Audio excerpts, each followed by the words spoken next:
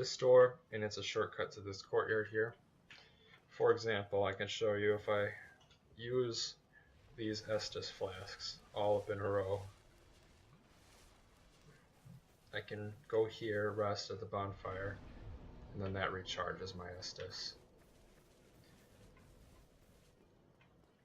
Alright, we also got a key to unlock the door up here.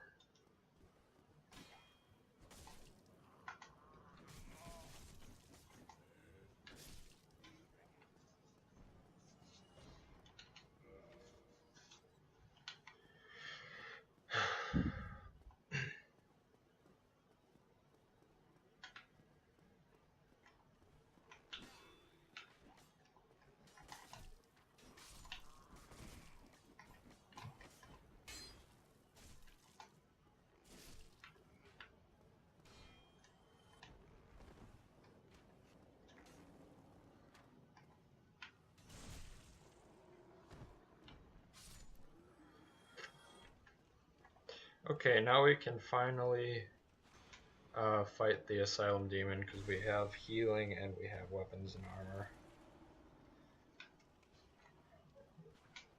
Oh yeah, backstabbing only does a critical hit. It doesn't necessarily kill the enemies. Alright, we go in here. I'll quickly heal, but we can see the Asylum Demon down there, and I can go and get a jump attack here. And that does a significant amount of damage.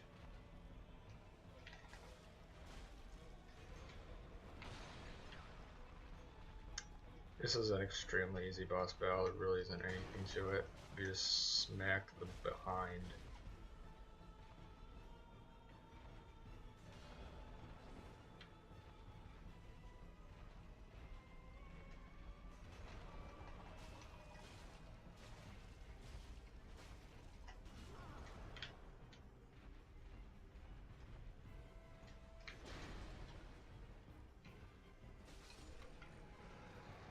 That's it.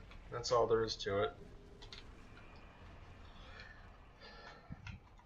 And that's pretty much all we're able to do at the Undead Asylum. The Asylum Demon's really easy. Now we can finally escape the Undead Asylum and we can begin our journey in Lorgen. In the ancient legends, it is stated that one day an undead shall be chosen.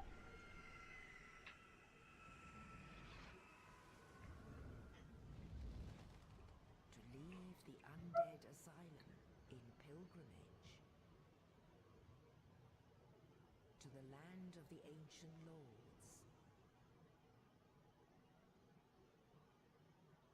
Lordran.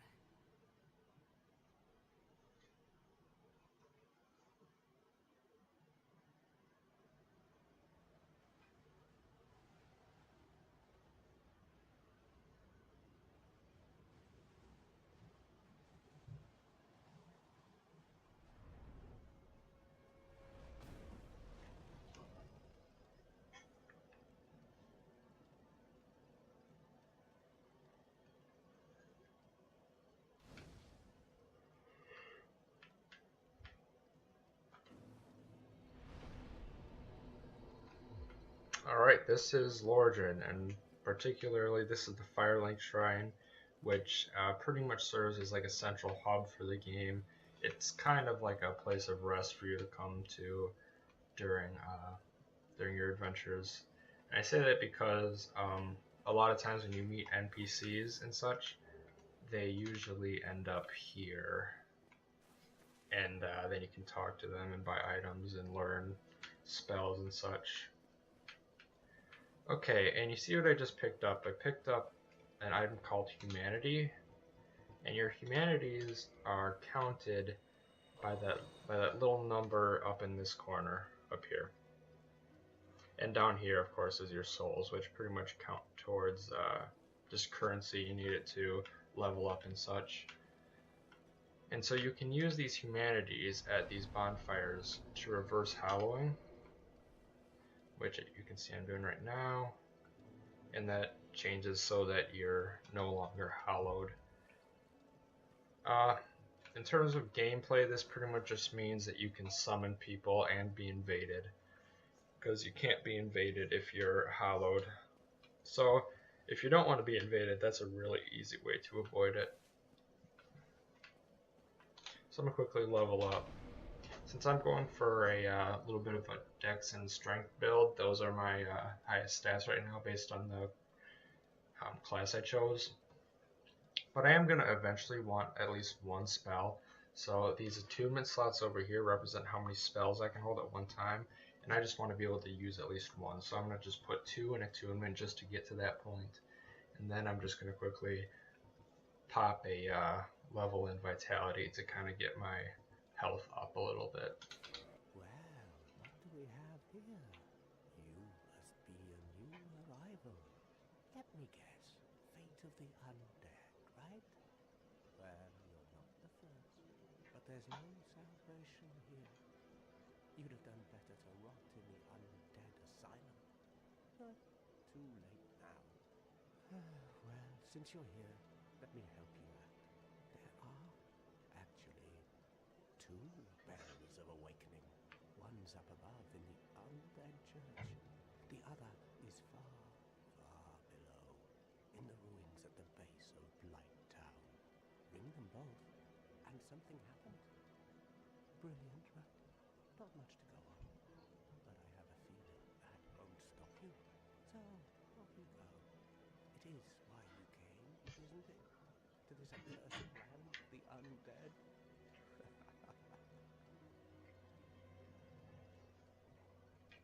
Oh, that's all we need. Another inquisitive soul. Well, listen carefully then. One of the bells is up above in the undead church, but the lift is broken. You'll have to climb the stairs up the ruins and access the undead burn through the waterway. The other bell is back down below the undead burn, within the plague-infested Blight Town. But I'd die again before I step foot in that cesspool. Okay, that's all he says for now. You can come back later and he'll have new dialogue. There's lots of items to get. Pretty much this guy just told us that there are actually 2 Bells of Awakening that we have to ring before we continue. One's really far up, like up this cliff, far up, very far up this cliff. And the other is way down below in some dark ruins. There's lots of items, as I said. And he also mentioned that there is a lift. And the lift to the Undead Parish, which is where the first Bell of Awakening is way up this elevator, but it's broke and there isn't one. We can access it from the other side and then fix the elevator from that side though, so that's nice. I can use a little jump here. Oh, wait. Oh, there we go. I can get over here. That's not the way you're supposed to do it, but it's the way I like to do it. I think you're supposed to access it from over there somehow. But you can get lots of early game items here. I'm not really going to go over what all these items do. They're just unique. Well, not unique, actually. Polar bones are used to recall the bonfires. That's pretty much all. The cracked red eye orbs are used in PvP. Be careful when you go down here, because these skeletons rise up and they are a pain in the ass. Yeah, they do a lot of damage. Okay, so we can use these souls here to pretty much give ourselves some more currency souls. So for example, if I go here and I use it, you can see that I gained 200 souls, and I have 2 of these, and I think I have 1 more. Yeah. That's worth 400, so I'm already up to 900 souls again, and I think that's enough to level up. Yep. I'm going to plug a point into endurance because that changes your equipment load, and the equipment load is really valuable because it affects your ability to roll and basically your movement speed. Hello there. I believe we are not acquainted. I am Petrus of Firelink. Have you business with us?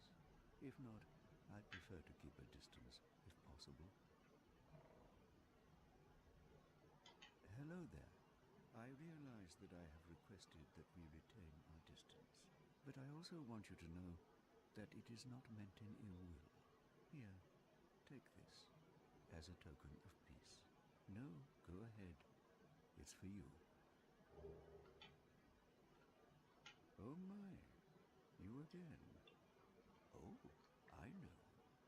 How about this? I have to await my companions here anyway. So what if I were to teach you some miracles? Would that please you? Very well.